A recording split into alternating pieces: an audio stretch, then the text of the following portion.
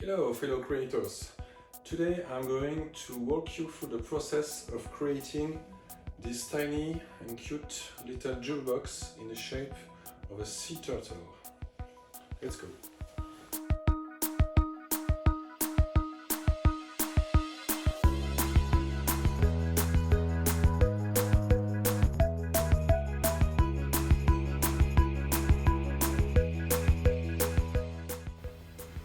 Every project has to start with a concept, and mine was this sea turtle as seen from above, which is a prompt I sent to DALL-E to create a photorealistic display of a turtle.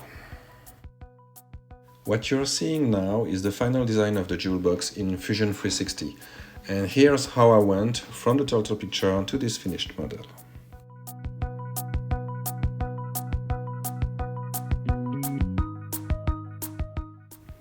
I started by importing the image as a canvas and created a sketch to outline the main features. Here is the simplified turtle shell. Next step is to create a form body and adjust the top part of it as close as possible to the sketch lines. Then I cut the form at the appropriate depth to keep only the top part, and I use the emboss tool to create the creases of the shell.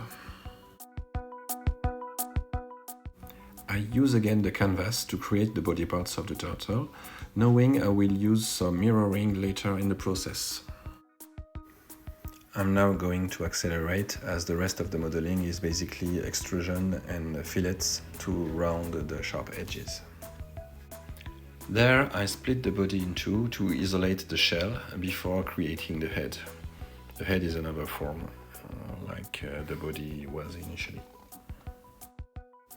I finished the model by creating the inner empty parts and the small pieces to maintain the turtle parts together when closed.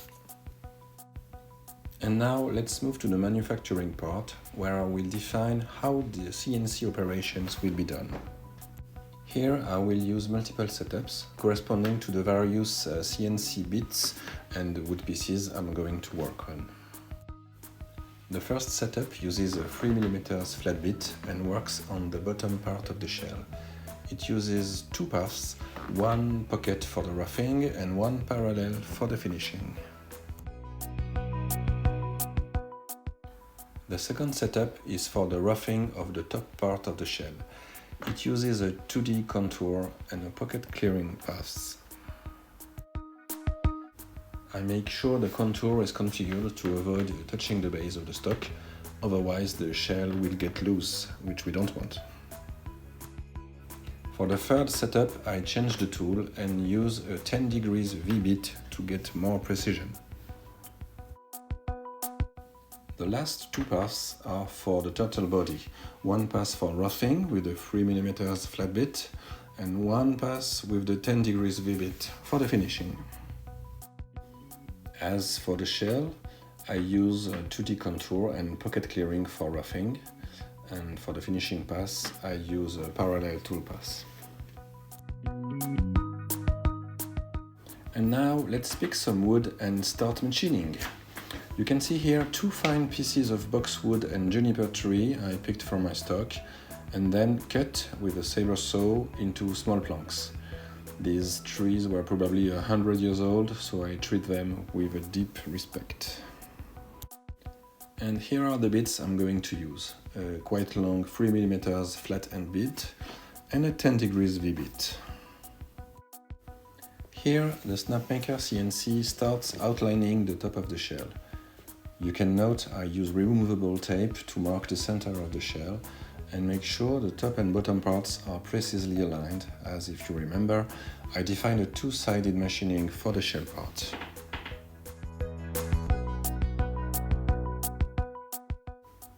And here is the finishing operation for the top of the shell. You can see I use a V-bit and it works with a 0.1mm step. Here is the roughing of the body parts of the turtle, and here is the finishing of the same parts with the V-bit.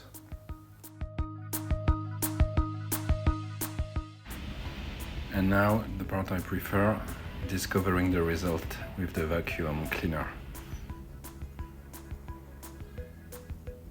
Wonderful. Love it.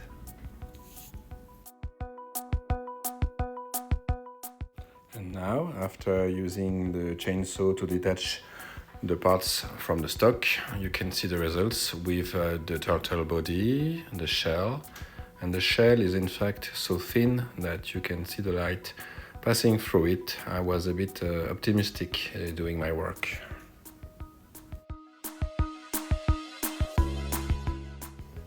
And now it's time to reveal the true colors of the wood by using some mineral oil. And that's it. I've completed my work. I hope you liked this video. Don't hesitate to follow me on YouTube, and I keep you posted of my work. Goodbye.